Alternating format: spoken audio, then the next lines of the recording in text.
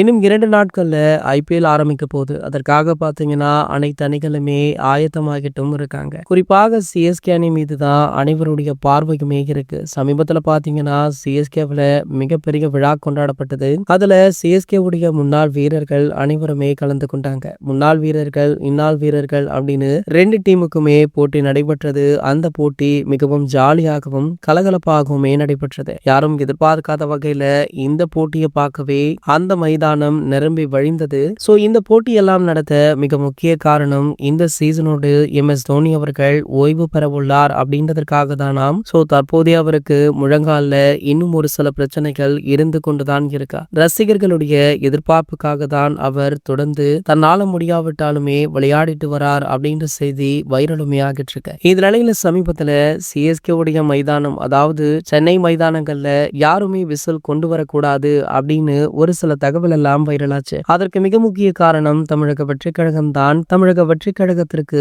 Whistle சின்னம் அறிவிச்சிருக்காங்க. ஆகையால பாத்தீங்கன்னா தளபதி விஜய் அவர்களுக்கு செல்வாக்கு கூடிவிடும், அது மட்டுமல்லாமல் ஆதரவு பெருகிவிடும் அப்படின்றதுனால ஆளும் கட்சியான திமுக இது போன்ற செயல்களில் ஈடுபட்டு வராங்க அப்படின்னு பலருமே கண்டனம் தெரிவிச்சாங்க. சோ அப்படி இருக்கையில தற்போது சிஎஸ்கே உடைய சென்னை சேப்பாக்கம் மைதானத்துல சிஎஸ்கே போட்டியின் போது தளபதி விஜய் அவர்கள் எம்.எஸ். தோனி அவர்களை நேரில் சந்திக்க உள்ளார் அப்படின்ற தகவல் வைரலுமே ஆகிட்டு இருக்கு. மேலும் பாத்தீங்கன்னா தோனி அவர்களை கௌரவிக்கும் விதமாகவும் அவருடைய கடைசி சீசன் அப்படின்றதுனாலுமே தளபதி விஜய் அவர்கள் நேர்ல சென்று தோனி அவர்களை மீட் பண்ண இருக்காராம். இது போன்ற செய்திகளை பத்தி நீங்க உடனே தெரிஞ்சுக்க நம்மளுடைய சேனலை மறக்காம சப்ஸ்கிரைப் பண்ணிக்கோங்க.